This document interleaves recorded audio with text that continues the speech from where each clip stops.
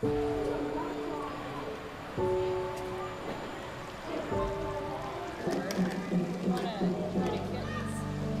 from Sioux Falls, grew up here.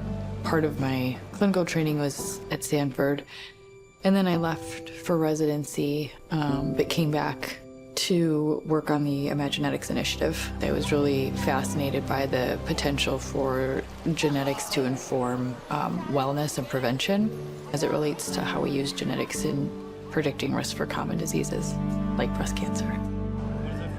At the very time I was getting diagnosed, I was submitting a manuscript to a journal with a team of people about breast cancer risk. Cancer diagnoses always take people by surprise, right? No one's expecting it. Cassie and I have known each other for about 12 years. We started as internists together. So we've actually been each other's primary care doctors for a few years. Thank God for her, because she was doing my breast exam and she said, well, how long has this been here? My stomach just kind of turned a little bit. We both kind of knew right away. It was just really scary to find that on somebody that I knew so well and was a friend with. It was really hard, actually. I was glad it was her. Then I was like, at the same time, like, that would be hard to be her. So, but I was so glad it was her. I remember just being really sad for my friend.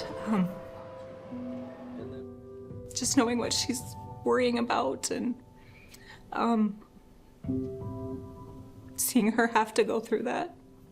When we call a patient and we say, you know, we found some breast cancer, you always kind of take their breath away. So I knew of Cassie just from seeing her present at conferences that I was at. I didn't know who she was when I called her results. So I didn't put that together until after I hung up. I think she knew early on that in that conversation, she had a long road ahead of her. But it was sort of like, what?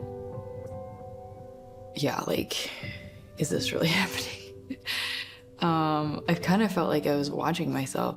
I think your mind goes in fast forward and, you know, I have 2 little boys and like, what's gonna happen? What stage is it? And it's one of those calls you never want to get. Everyone's scared. I was certainly scared for her. You know, definitely scared for the boys as well and what the impact that it was going to have on the family.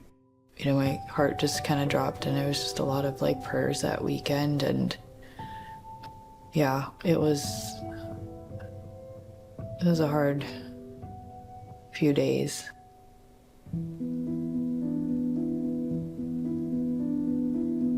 The hardest part was that initial fear and then telling my kids. I was just so scared to do that. I was amazed at the resilience and how they stepped up and they tried to help Mom in every possible way. You can't do anything to fix it, just try. Like, to support her. We gave her balloons. And then, of course, the question came that everyone warned me would come was, are you gonna die from this? And I said, well, you know, I'm going to get really good care. There's a lot you can do to treat cancer, and I think I'm gonna do great, and so do all my doctors.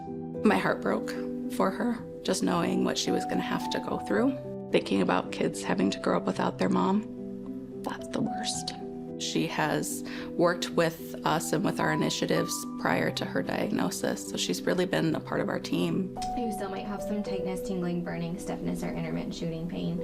Intermittent shooting pain doesn't worry us. I remember her being very strong, being very determined. I did 16 weeks of chemo, and then I had surgery, and I ended up doing a bilateral mastectomy, and then I did radiation for about 6 weeks. The hardest part for sure was the chemo. Chemo. It was the part when she was the most tired.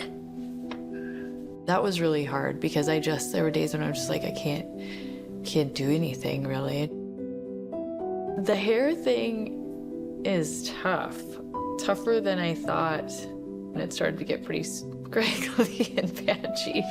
So Matt and Jack and I and the friends all shaved our heads right here in the backyard. The little head shaving party. That was fun. I feel like every step of the way was totally supported. When she just discovered that she had cancer, the truth is we didn't know what was going to happen. And that was really hard. We also felt, I would say, thankful that we were here in town and at Sanford. I mean, all along the way, I couldn't have asked for a better team. We had the nurse navigator with us, who was amazing. If you really stop and think, most people know someone with breast cancer and that it touches so many people's lives. I think donations allow us to continue to support women, support your mothers and sisters and daughters. Unfortunately, with the commonness of breast cancer, someone you know will be affected. Philanthropy really helps us to be able to step up our patient experience and to be able to tell them, we're here and we've got you. When you need us, when you need something, we're here. That's really rewarding to be able to do that. When you're going through a cancer journey, you're worrying about so many things, but there's a lot that I think donor funds can do to take the load off the patient. 100% of those donor dollars stay here. And so if you want to help your community, this is the way to do it. But with the donor dollars and the continued research and continued awareness and prevention, hopefully someday we can get there and save future generations from having to deal with it. I love it when we can tell somebody they're cancer-free. When somebody hears us say you're cancer-free, that rocks. That's really cool. And I can hear the bell from across the clinic, and that's pretty awesome.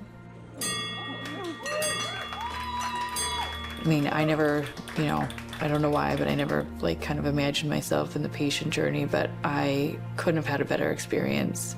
I honestly feel grateful for the entire process from beginning to end. And I think everything that the foundation does with the donor funds helps to support that. It would look very different without donor support. And I'm just so grateful for that.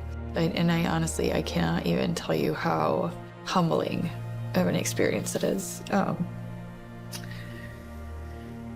Yeah. It's hard to watch such a strong woman have to go through something like that, and she did phenomenal. I felt honored to be able to help her through that. She's a great friend. I'm so proud of her. She's done so well. I can't believe how strong Cassie was throughout this. She really served as, I think, an inspiration for people. It gave me new perspective, not taking things for granted. Just kind of live every day and make it a good day. And I cannot even express how incredible it was to have the support that we had. I never would have imagined that, and I store that away because now I know how much that means. It's not an if, it's a when. I know someone who goes through this. I'll do the same and encourage others to do the same. It's hugely beneficial. No one wants to get cancer, but I feel really, really fortunate that it went as well as it did. I'm just grateful that the big stuff is behind me, and I'm looking forward to getting back to whatever normal might be.